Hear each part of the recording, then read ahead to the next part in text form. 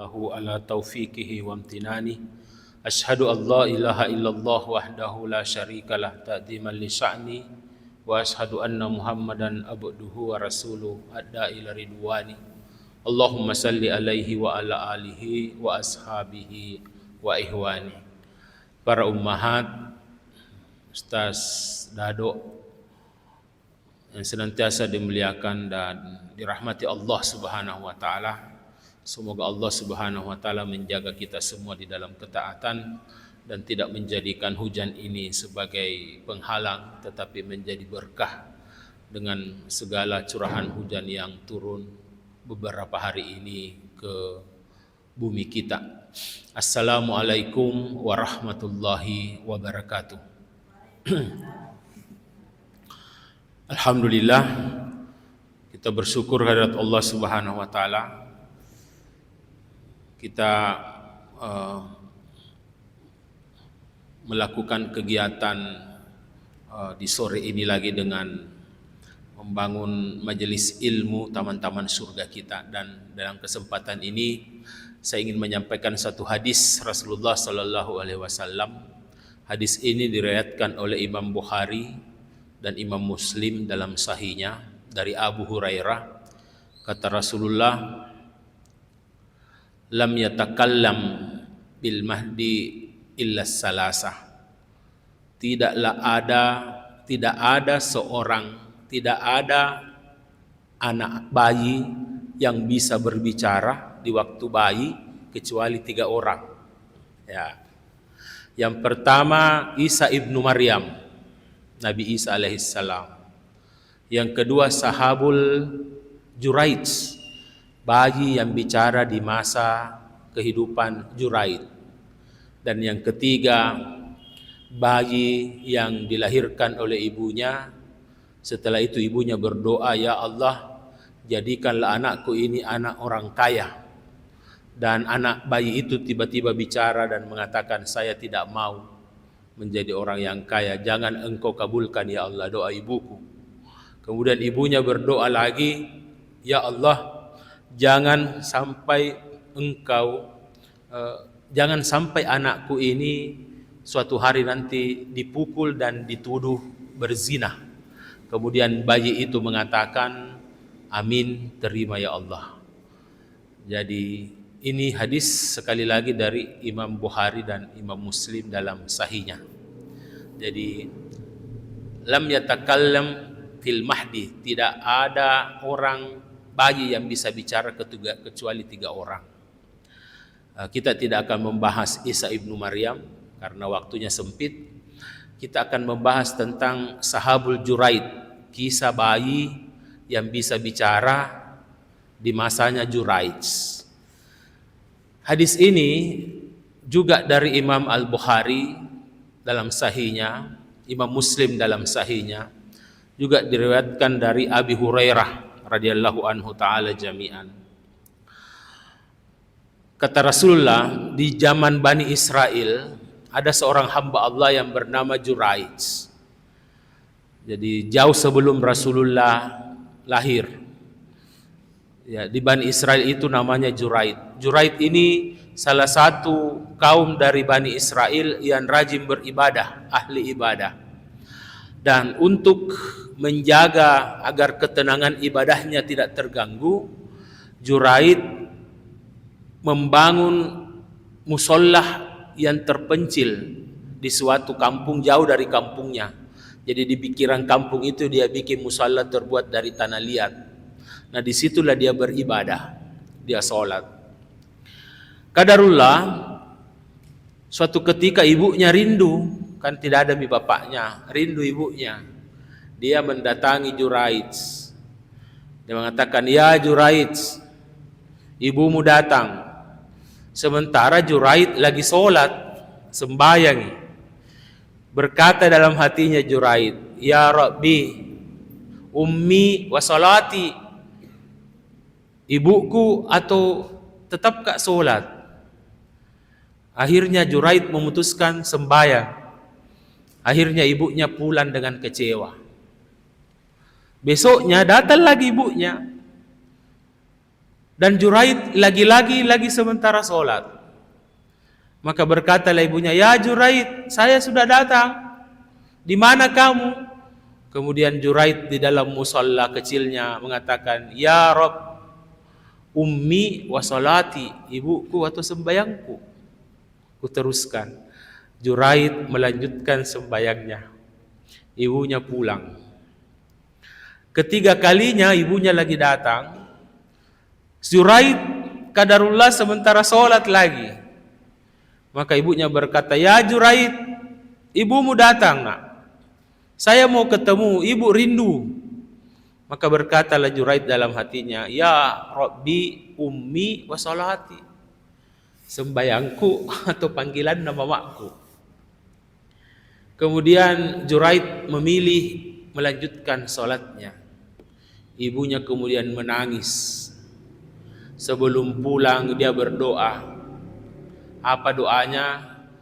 Kata ibunya Juraid, "Ya Allah, jangan engkau matikan anakku sebelum bertemu dengan para pezina." Ibunya pulang. Juraid melanjutkan salatnya. Kisah ini kemudian berlanjut. Juraid ini karena rajinnya beribadah, di kampungnya itu Bani Israel cemburu, hasad, iri dengki. Tidak senang lihat, itulah Bani Israel ya, orang Yahudi sekarang.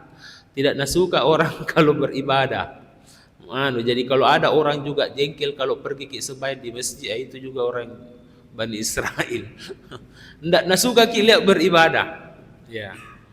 Akhirnya berpikir mereka selalu bermusyawarah bagaimana Juraid ini agar difitnah, agar dia berhenti begitu selalu sembahyang. Maka kemudian karena mencari jalan tidak ada, maka adalah wanita yang paling cantik di kampung itu. Dan wanita itu adalah seorang pezina. Tidak ada wanita yang paling cantik di masa itu kecuali dia berzina. Dan itulah perempuan itu termasyhur sekali kecantikannya. Dia bilang, "Saya mau yang godai. Saya yang goda dia. Saya yang akan membuat dia malu." Akhirnya wanita ini mendatangi musallanya Juraid yang lagi sholat. Setelah sholat dia menggoda Juraid. Dia menyanyi-menyanyi, memperlihatkan sebagian auratnya. Tapi Juraid tidak peduli. Ya, kuat imannya Juraid. Dia tidak peduli. Jangankan melirik, ya, dia tetap membelakangi, tidak mau. Akhirnya berhari-hari digoda tidak mempan. Maka pezina ini mendatangi pengembala kambing yang biasa berteduh di pinggir musallanya Juraid. Kemudian dia datangi nih penggala kambing. Kemudian dia menggoda dan menawarkan diri agar dizinahi sama pengembala kambing ini. Pengembala kambing mau, bilang kesempatan. Singkat cerita, jadi hadis ini panjang. Singkat cerita, hamil. Ini pezina. Lama kelamaan kemudian melahirkan. Maka lahirlah seorang anak bayi laki-laki. Maka kemudian difitnahlah. Perempuan ini membawa anaknya menemui pemuka kampung di Bani Israel itu bahwa saya dizinahi oleh Juraid dan ini anak adalah anaknya. Maka karena sudah lama orang benci, iri, dengki, cemburu, kesempatan, berbondong-bondong masyarakat mendatangi Juraid, diseret keluar di atas tanah, diseret. Kemudian musallanya dihancurkan, diratakan dengan tanah. Percuma ini ustaz ahli sembahyang tapi pezina. Digerek berkeliling kampung kasihan, ditarik kiri kanan. Juraid tidak bisa berkata apa-apa. Tapi setelah dia lihat Juraid sudah kelelahan, diseret, orang juga sudah capek, dipaksa mengaku. Kata Juraid, "Kenapakah ini? Ada apa sebenarnya?" Bilang, "Kau pembohong. Kau berkedok rajin sholat, ternyata kau pezina." "Hah? Kau punya anak?" Dia bilang, "Panggil itu anak. Bawakan saya itu anak laki-laki, itu anak bayi itu." Maka Juraid didatangkan itu anak bayi di depannya. Juraid kemudian Nabi bilang, tunggu dulu, saya sholat. Ceramah kak dulu. Ceramah kak. Mengaji.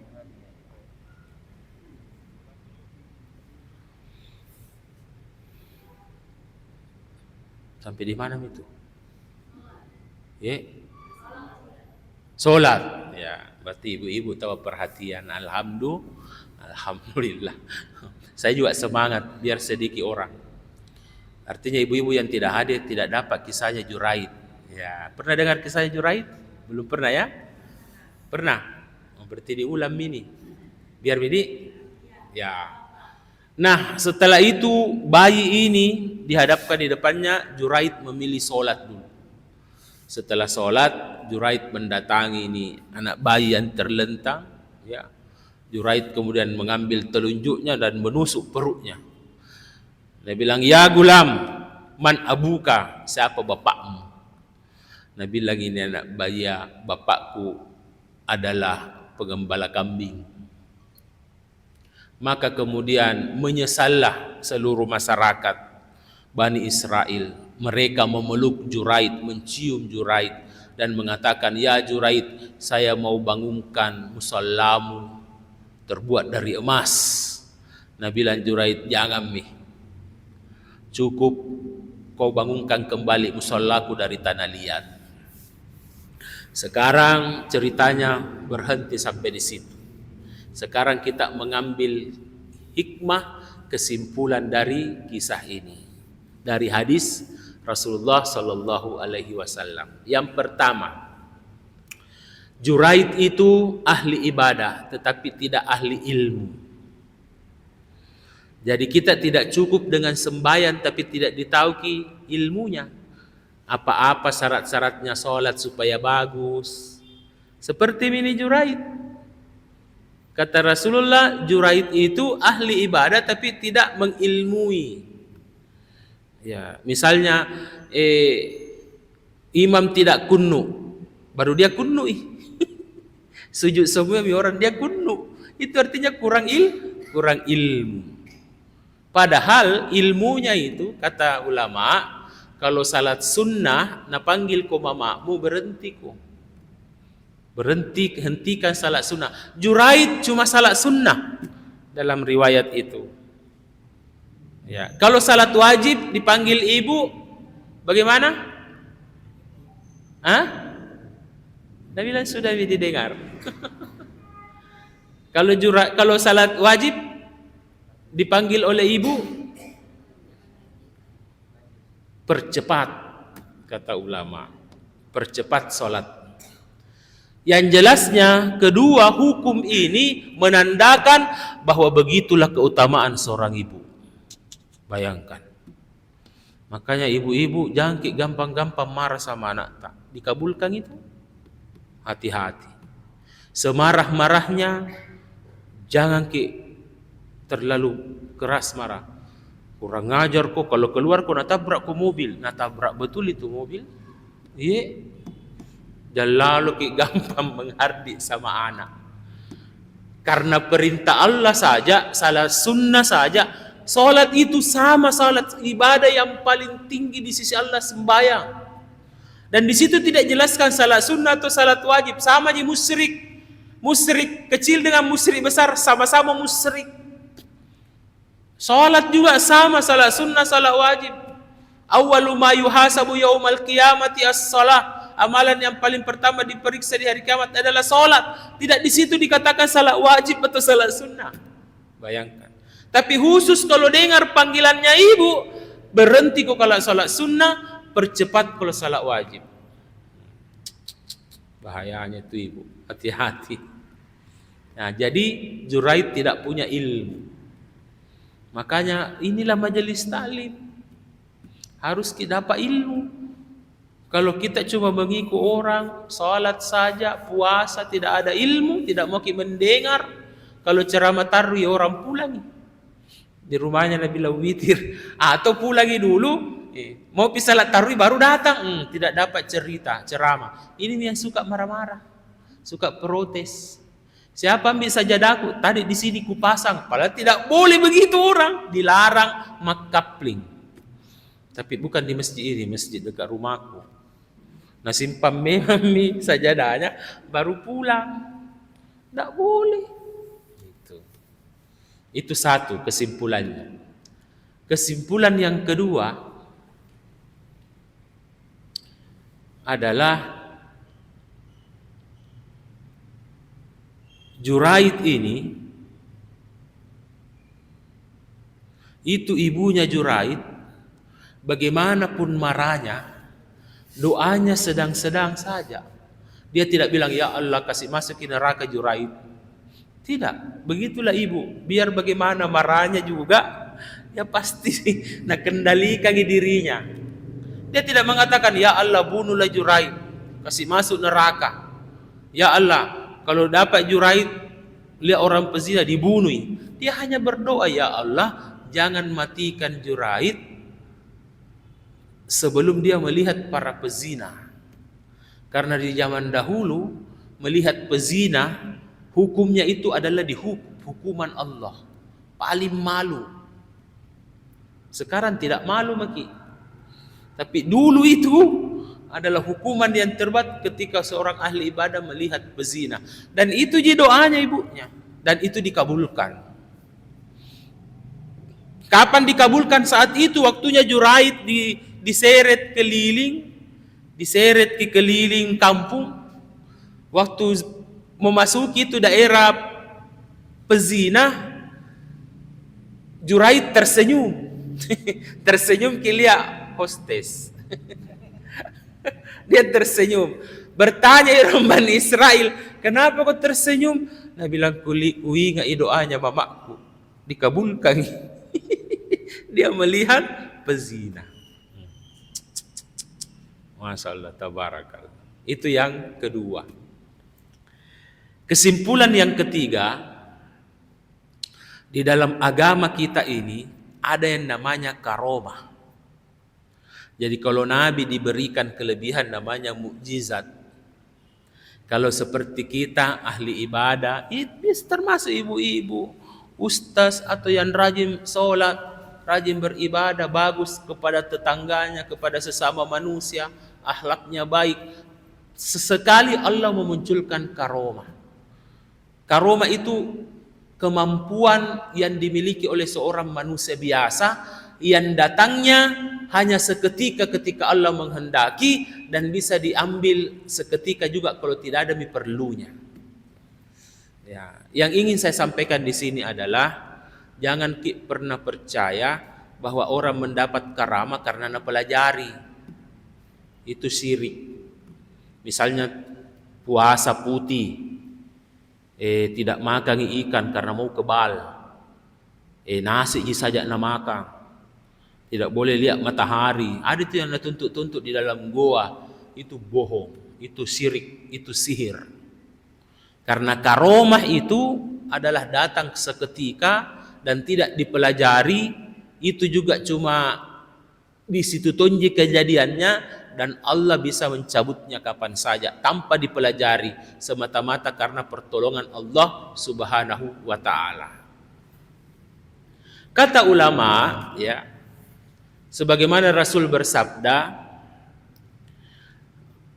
ya, may yarfa'illahu min sara wa yasbiku siddah. Kata Allah, ya, dari Rasulullah, ingatlah Allah di saat engkau lapang supaya Allah mengingatmu di saat engkau susah. Nah, ini yang dimiliki oleh Juraid. Jadi diminta, ada Allah mengingatkan kepada kita, Rasul mengingatkan kepada kita, ingatlah Allah di saat engkau lapang, di saat engkau gembira bahagia, supaya Allah mengingatmu di saat engkau susah. Ini yang dialami oleh Juraid.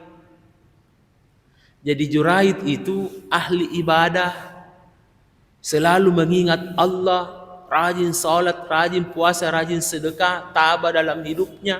Suatu ketika dia susah, Allah yang tolong. Bayangkan sudah tidak ada jalan lain. Tidak ada dayanya, diseret kiri kanan. Terpaksa itu mami andalannya. Bagaimana caranya ini anak bayi bisa bicara? Siapa mau jadi saksi? Bilang bukan anaknya, nah tidak ada orang. Disitulah ya, sebagaimana Allah berfirman, wa may yattaqillaha yaj'al lahu mahraja. Barang siapa yang bertakwa kepada Allah, pasti akan dibukakan jalan dari manapun datangnya. Nah, ini menjadi kesimpulan bagi kita bahwa ibu-ibu, kalau mau kita ingat Allah, ingat di saat kita bahagia, dan Allah akan mengingat kita di saat kita susah. Kan kita tak balik, bukan kita, saya juga tak balik. Nanti ingat Allah kalau susah ki. Nanti kalau gembira ki dilupai Allah. Nah balik tong ya Allah. Ini yang masalah. Betapa banyak orang rajin salat tahajud. Bukan karena takut api neraka, takut karena ada utangnya belum pinabayar. Suaminya bermasalah, anaknya nakal, baru menangis. Tapi kalau gembira nih paja nih, ya, tak balik. Padahal Allah mengingatkan kepada kita, ingatlah Allah di saat engkau lapang, niscaya Allah akan mendadakimu di saat engkau susah. Dan itu juga yang terjadi sahabat Nabi Yunus alaihissalam. Dalam kisah Nabi Yunus itu kan ceritanya tinggalkan umatnya. Sibuk ceramah, urus umatnya supaya rajin rajin sholat, beribadah kepada Allah, tidak melakukan kesirikan. Tapi karena bertahun-tahun urus, tidak mau mendengar, tinggalkan. Tapi Nabi Yunus itu rajin beribadah. Cuma dia kecewa, tinggalkan. Akhirnya dihukum oleh Allah, dimakan sama ikan paus. Coba bayangkan, kata ulama, itu Nabi Yunus mengalami kegelapan 3 dimensi. 3 kali berlipat itu gelapnya kehidupannya. Pertama, gelapnya air laut dalam. Yang kedua, gelapnya malam. Yang ketiga, gelapnya di dalam perut ikan. 3 kali berlipat gelap. Kalau bukan Allah yang tolong, tidak mungkin ada yang lain. Siapa yang bisa dengar? Sudah di bawah dasar laut, sudah gelap, di dalam perut ikan lagi. Dihukum Nabi Yunus gara-gara tinggalkan umatnya. Siapa yang tolong? Allah. Kenapa ditolong?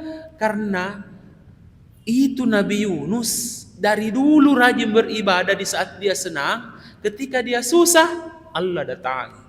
La ilaha illa anta subhanaka inni kuntu minaz zalimin. Itu yang dia baca. Tidak ada Tuhan selain Engkau ya Allah.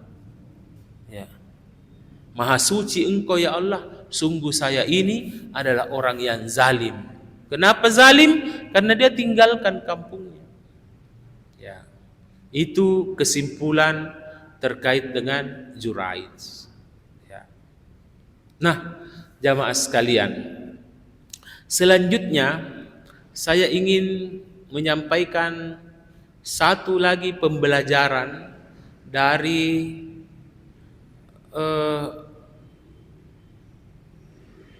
kisah kehidupan Nabi dan Rasul. Sebagaimana Allah berfirman bahwa sesungguhnya Nabi dan Rasul itu adalah pilihan Allah. Ya. Dan semua Nabi dan Rasul itu diminta oleh Rasulullah fahuwa mimmuko tadi, agar kita mengikutinya. Dan salah satu di antaranya adalah bagaimana kita mengambil kisah hikmah pembelajaran dari Nabi Adam alaihissalam. Sebagaimana Allah Subhanahu wa taala berfirman, apa kata Allah? Huwallazi khalaqakum min nafsin wahidah. Sesungguhnya Allah telah menciptakan Adam. Wa ja'ala minha zaujaha. Setelah Allah menciptakan Adam, kemudian Allah menciptakan pasangannya Hawa. Supaya kenapa Adam? Untuk apa Adam diberikan istri? Liyaskuna alaiha, agar Adam merasa tentram, bahagia. Jadi ibu-ibu, kebahagiaan sejati suamita itu adalah ketika dia selalu bersama dengan istrinya.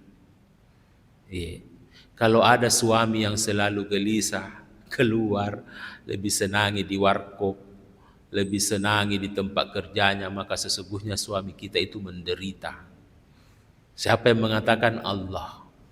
Jadi ketenangan hati, ya, kedamaian sejati bagi seorang istri, bagi seorang suami, liyaskuna alaiha, adalah ketika dia selalu bersama dengan istrinya.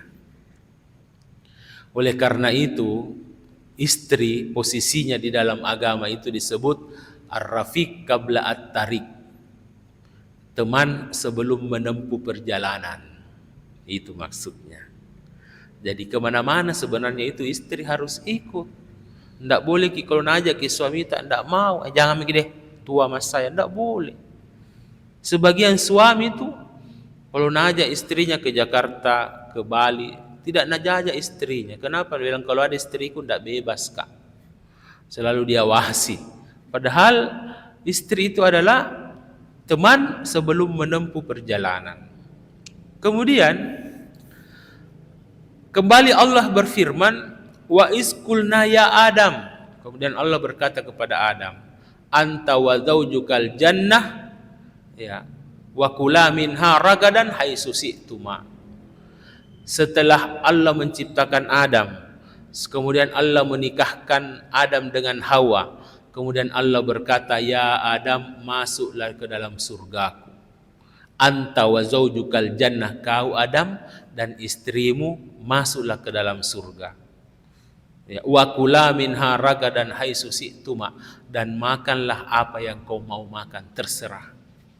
Coba perhatikan ibu-ibu, kira-kira di surga itu nikmat apa lagi yang tidak ada?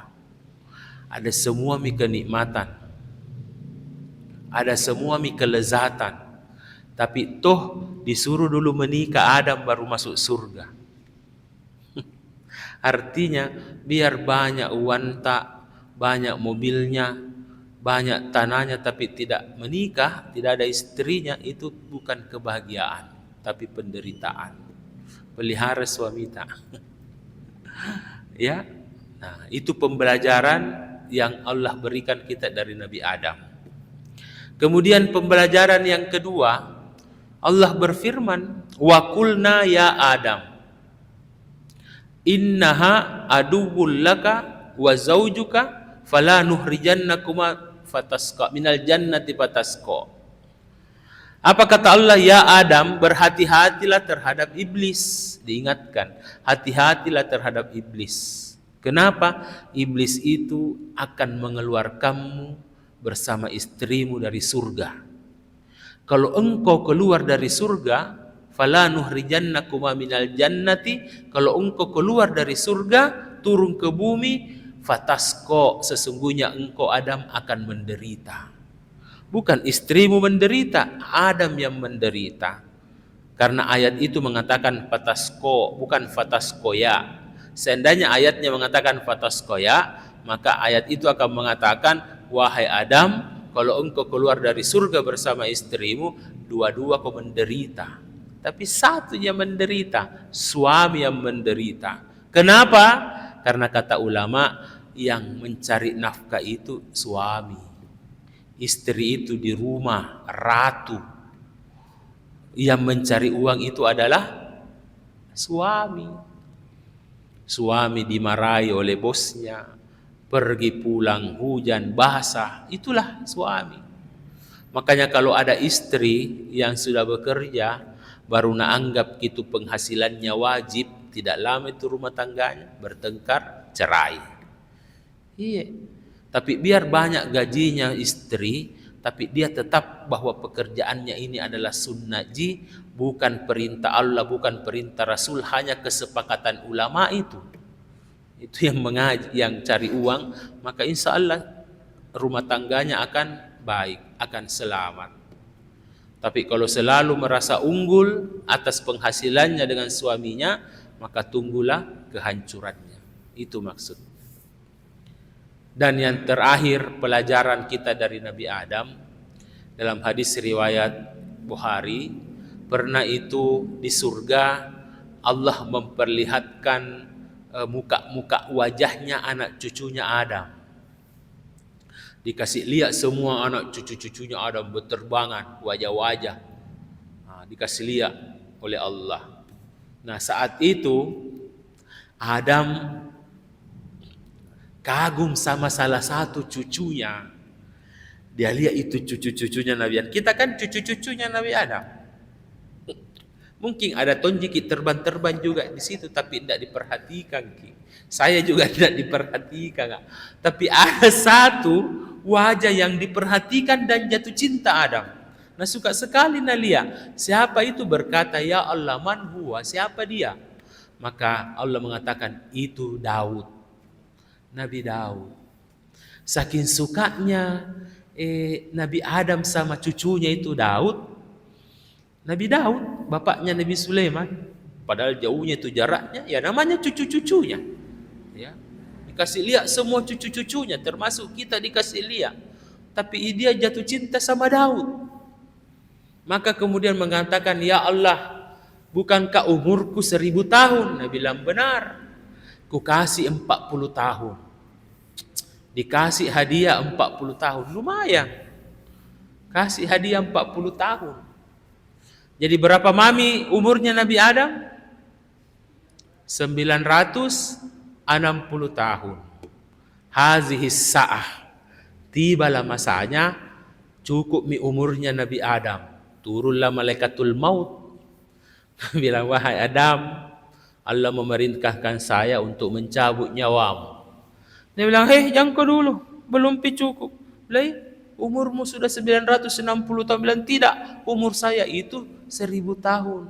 Nah, lupai Nabi Adam. Berkomentar Rasulullah, Nabi kita Muhammad sallallahu alaihi wasallam, Allahumma salli wa sallim wa barik alaihi. Apa kata Rasulullah? Wa nasiha Adam wa nasiha zurriyat. Adam lupa, yang menyebabkan anak cucunya juga pelupa. Jadi kenapa kita itu pelupa? Kita sama saya, sama Ustaz Dado, suka lupa. Kenapa? Karena nenek moyang tak juga pelupa. Cuma Nabi Adam tahu pelupa, wajar. 990 tahun. Biasa ibu-ibu tiap minggu lupa. Kalau sudah minai arisanna. Ibu-ibu lain. Gampang lupa. Termasuk saya gampang lupa. Kalau dipanggil ke ceramah sama Ustaz Dado, 3 kali ke SMS. Nanti tahu lupa. Kenapa lupa? Karena nenek kita Adam juga pelupa. Jadi mengerti makin kenapa pelupa? Yang kedua, nah ini juga pelajaran bahwa sunnahnya itu kita tidak diminta hanya berdoa untuk suami, anak, dan istri kita. Kita juga disuruh berdoa kepada Allah agar doa itu ditujukan untuk anak cucu kita, wa zurriyah.